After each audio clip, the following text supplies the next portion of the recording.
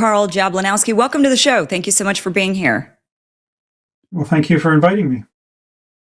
Okay, so this is fairly big news, I would say, that there's this evidence that the Biden administration knew the COVID-19 vaccines caused harm and they knowingly covered it up. I mean, that's essentially what you testified to the Senate just the other day. Can you tell us, like, what exactly happened and why are we just hearing about this now? Why was this not out a while ago?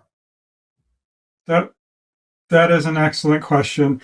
So from the 50,000 foot view, Ron Johnson issued a report. It is just sad. I have a character flaw where I want to believe the best interest in people, and this report was really riddled with not the best, the best intentions. Um, So we're learning about this now because there are so many barriers for a US citizen to get information out of their government. And even when they do, it's through a FOIA. And this document actually shows a lot of FOIA evasion, which on its own is a real big stain on the country that our government is actively, you know, participating and is seemingly well practiced at evading FOIAs. Um, but so the backdrop of of this entire testimony is the COVID-19 pandemic and the vaccine rollouts and who was watching. And it turns out not a lot of people were watching, and the tools that they were using didn't actually work. So what pharmacovigilance is, when you bring a vaccine to market, you have to go through clinical trials, and those clinical trials are always orchestrated by the pharmaceutical company that stands to profit. They all involve healthy people. So you don't actually know what adverse events will look like in a diverse large population like the United States until the vaccines are administered to a diverse large population. And you need to be watching that population very closely to make sure that unexpected adverse events don't happen. That is the essence of pharmacovigilance. Now, our COVID-19 vaccines, the mRNA ones, were pathetically tested. There's a whole lot of knowledge we just did not have before they started pumping it into Americans. There was no drug-drug interaction study. There was no carcinogenicity. There was no cardiovascular toxicity study or central nervous system toxicity study or other organ toxicity or genotoxicity or even a blood toxicity study. Our knowledge was just so minimal. And, all of our pharmacovigilance happens behind closed doors, which I get the privacy argument of that, but it's really just way too important to not do it correctly. And the best way to do it correctly is transparently. The systems that are available, none of them are intended for transparency. VAERS, technically, it has a forward-facing database. You could download it. vSafe, ICANN had to FOIA and then sue twice in order to get the vSafe data. And that data was awfully damning. The vSafe system was designed to collect inconsequential data that nobody cared about and wasn't going to have any impact on the pharmaceutical rollout of those vaccines. But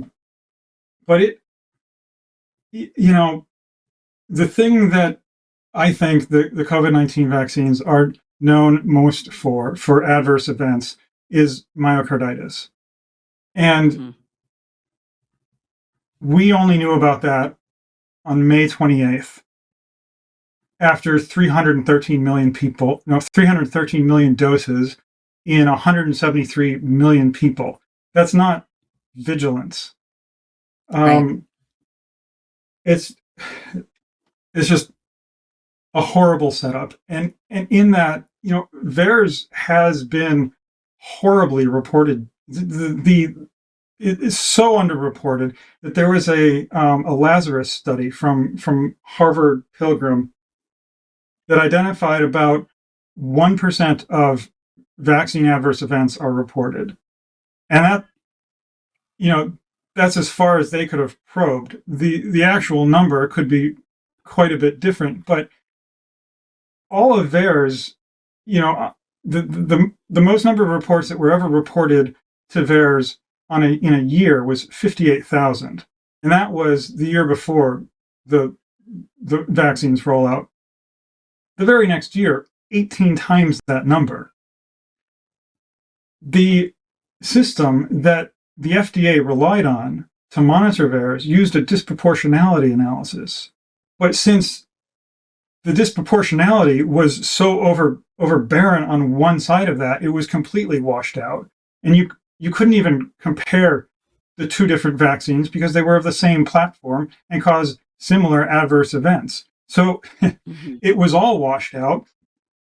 And I want to believe that they, they were caught off guard, that they didn't know. It turns out that's not the case.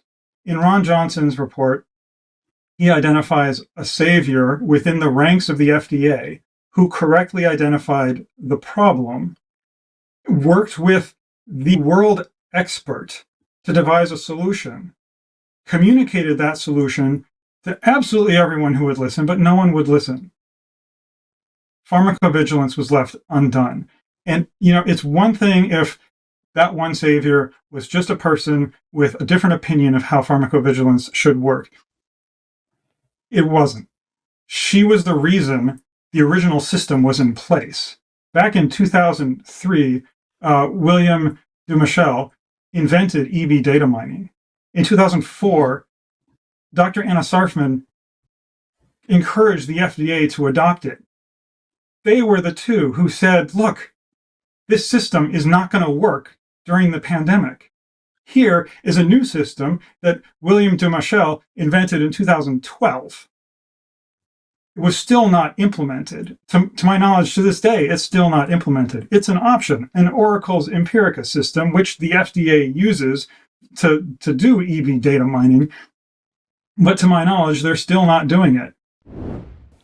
Well, we've all learned the hard way that when tech companies say they care about privacy, they really don't. Alexa listens to your conversations, Meta tracks everything you click. And now even AI platforms are collecting your chats, your thoughts, your business ideas, your private questions, all stored and analyzed on their servers. AI can be incredibly powerful, but we shouldn't have to hand over our digital diary just to use it. And that's why I've switched to Venice.ai, a privacy-first, open-source AI platform that runs entirely in your browser. No spying, no tracking, no censorship. Your messages are encrypted and your conversation history stays with you, not them.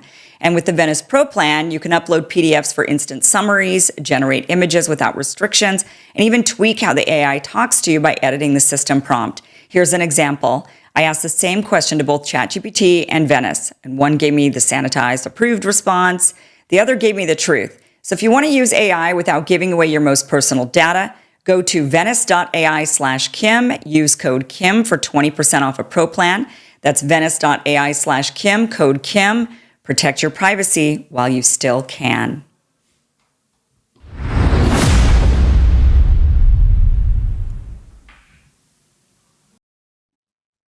What do you think the motivation is to not implement? I mean, it's like, it just seems so silly because we seem to have to upgrade our iPhones like every year, right?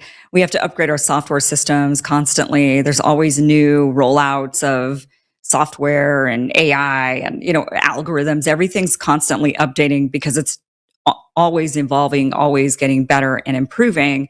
That goes for practically every type of tech out there.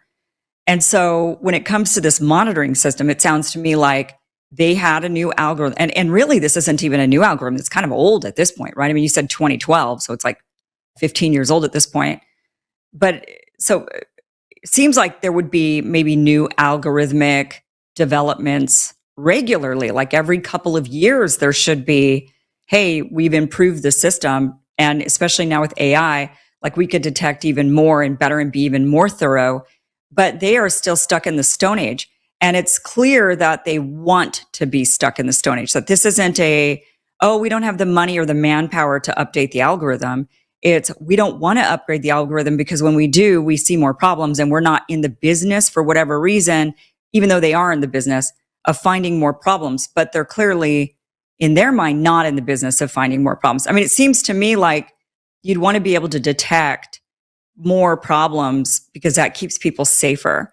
But they obviously have an agenda against that. So what do you think who's controlling that? Why is it that they are refusing to update a system that is already, in my opinion, old? You know, the new system's old and it should be updated probably again. So the COVID-19 vaccine rollouts was a multi-billion-dollar effort. When I testified, I described it as a freight train going 100 miles per hour. Nothing was going to stop it. And that is the posturing. The V-Safe system was never going to stop this freight train. The VAERS system was never going to stop it. You know, money is a good motivator, right? It's not beyond me that the two of the prominent people who prevented Dr. Anna Sarfman from making her making her reports, have actionable outcome through the FDA is Dr. Peter Marks, who is the director of CBER. He now is pulling in 7 figures at Eli Lilly. Dr.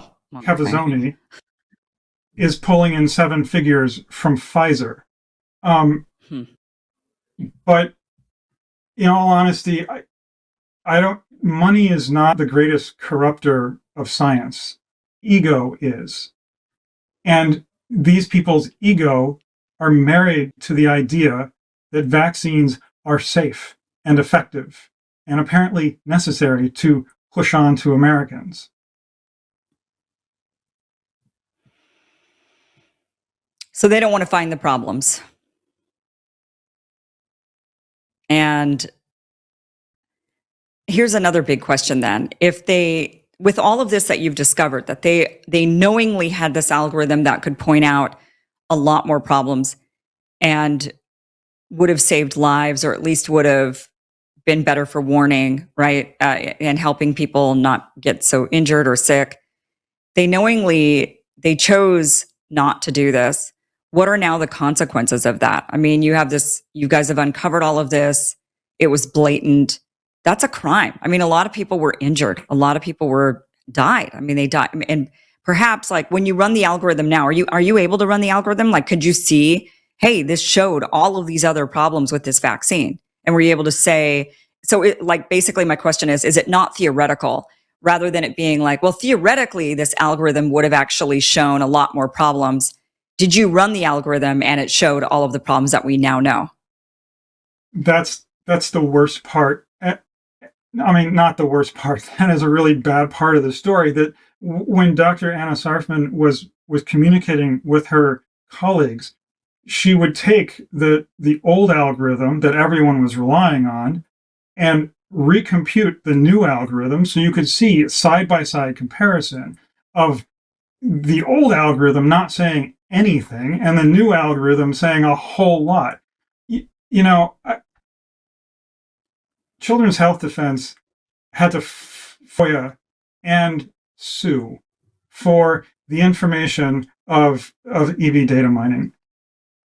And when we did, we found that they found 3 clinically significant signals. Only 3. That was a rash, exposure via breast milk, and drug ineffective. No kidding.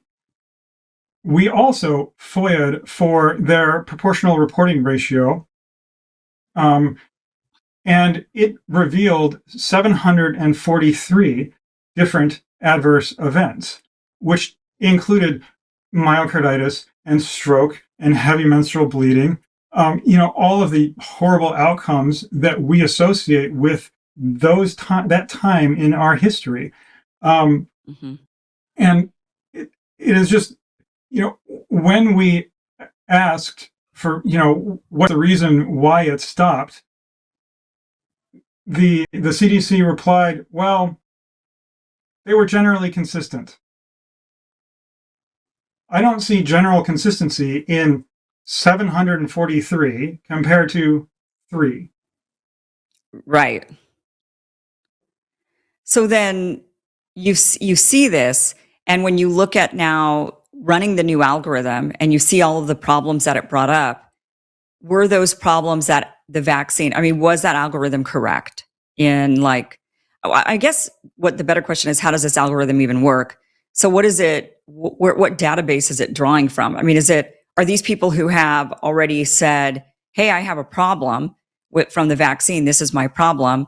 Like how is this algorithm drawing data that the other one's not? Is it getting it from people who've already filed complaints? Is it speculating on what might be the problems based on XYZ factor? Like, where is that data coming from? It is all VAERS data. So the most basic approach, which is what the CDC was supposed to do, but they, in violation of their own standard operating procedure, didn't do a proportional reporting ratio over the entire time. And that is based on, in all honesty, I think an eighth grader would have come up with the sophistication of a proportional reporting ratio. EB data mining is a lot more complicated. So a proportional reporting ratio would give you a lot of false positives because you could have high ratios driven from very small numbers. But EB data mining is an attempt to mitigate the problems that you would have. You pretty much examine the prior distribution over the entire database so that you could be more informed about the signals that you're producing. However, because of the COVID pandemic, the COVID-19 vaccines causing so many VAERS reports that the reporting system literally ground to a halt and was backlogged for months, the most important months of pharmacovigilance history, the EB data mining wasn't working. And it could never work on that data set. So what the 2012 updated version is, they used a logistic regression to compensate for some of that. That's a machine learning algorithm that would, not wash out the entire database if you had such a disparity in reporting ratios. I guess what I'm trying to figure out is, so all of these people reported that they had a side effect from the vaccine. Like somebody reported it, whether it be the nurse, the doctor, or the person or something, right? Somebody reported it. I'm trying to understand how the pre-2012 algorithm, like why it wouldn't signal these were problems when people reported these problems. It just said, oh, we don't think that's actually a problem. Like that algorithm was like, we're just going to throw this one away. We just think it's junk. I mean, how does that work? I mean, essentially because the numbers is just so plentiful because of the COVID-19 vaccine compared to any other vaccine. Mm-hmm. It just gets washed out with the algorithm they use. And anyone can submit a VAERS report. In this country, there's a VAERS report for COVID-19 vaccine for about 1 in 400 of us, which is an astonishing number. By contrast, the most populated year before that was 58,000, which is a tiny, tiny, tiny fraction of this population.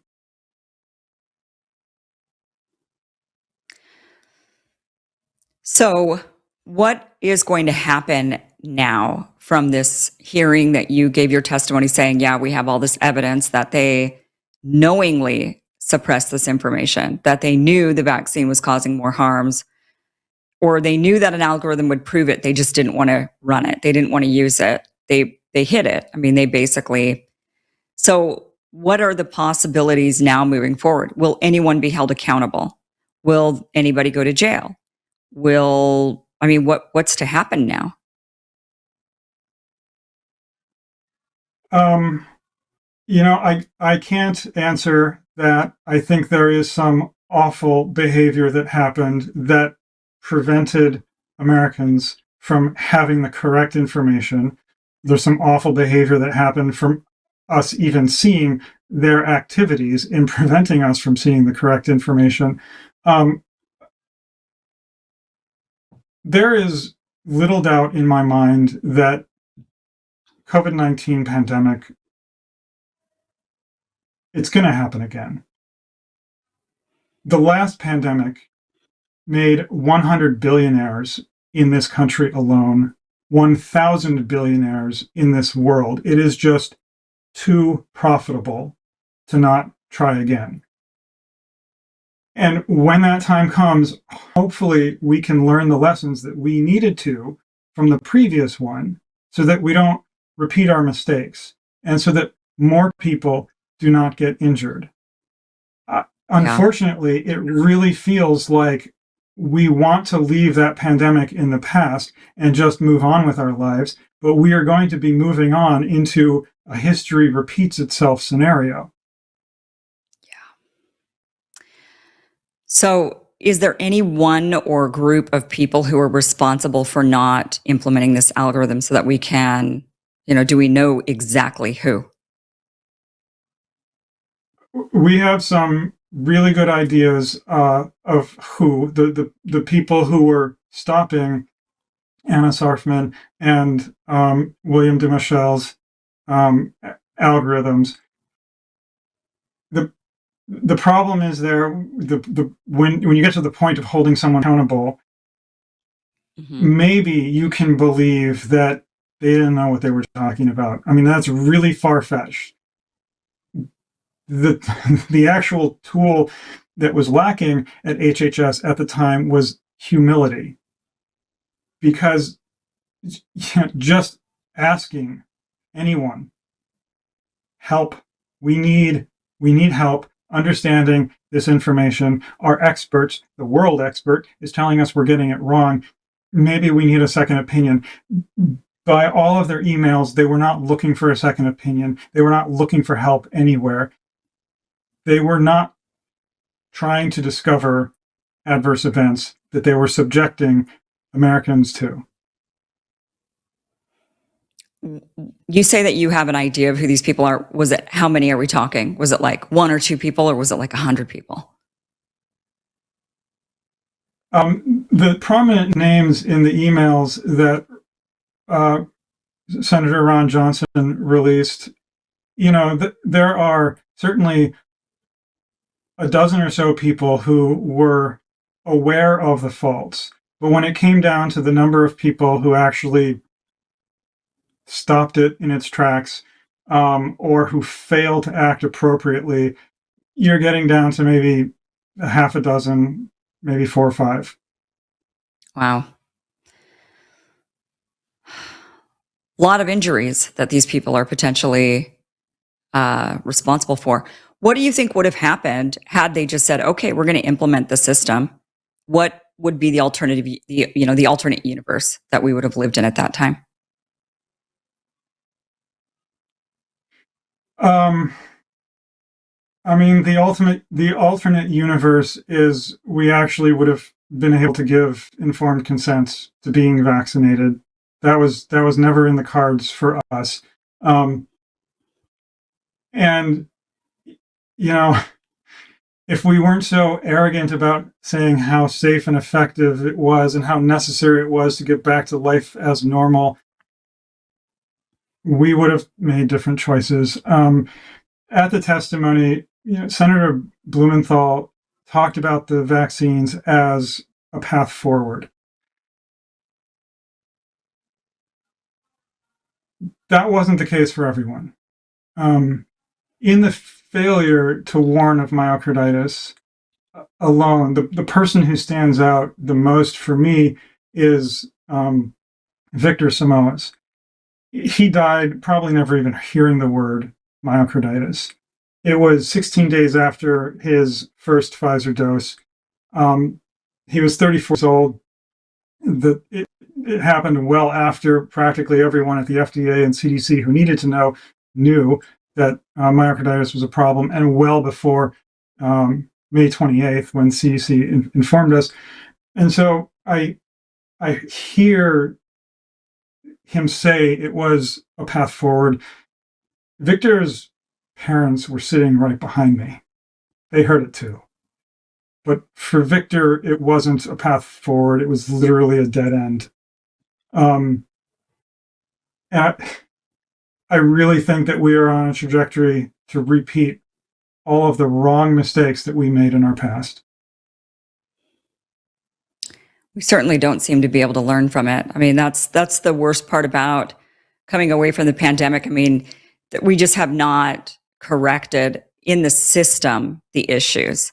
You know, what I would have liked to have seen is with these court cases, for example, that went to try to sue for our rights, you know, a lot of people that were suing against the mandates and whatnot. Some of them won, some of them lost, but the ones that won, they didn't win in the way that I think we would like to see the win. The win was just, well, okay, we'll give you the win because, you know, the California government was arbitrary in who they mandated it to. So therefore, and it's like, oh, so if they just would have mandated it to everybody, then we still would have had to do the mandate. And, you know, that's the thing, is like the courts aren't backing our freedoms. The courts aren't backing, you know, they're not backing the things that we would like to back. I mean, we're winning on defaults basically in these court cases. And that's, I think, what a lot of us don't really want to see, is just this sort of mechanism, this default that, like you said, if another pandemic comes around, then the powers that be will have just learned from the previous pandemic, and they'll tighten up how to get us, you know, mandated going forward. And, you know, they're just tightening the screws is all they're going to do, because they'll have learned from the first pandemic that, okay, well, we learned you can't, you know, if you're going to mandate it to everybody. Don't let just the, you know, don't let the celebrities and athletes have a pass or something. You have to, everybody's got to do it. And then, you know, they're tightening that up. And that's, I think, what's really, really scary. So I think you're right. We haven't learned anything, unfortunately, especially there's not really a lot of accountability. There's not really a lot of change.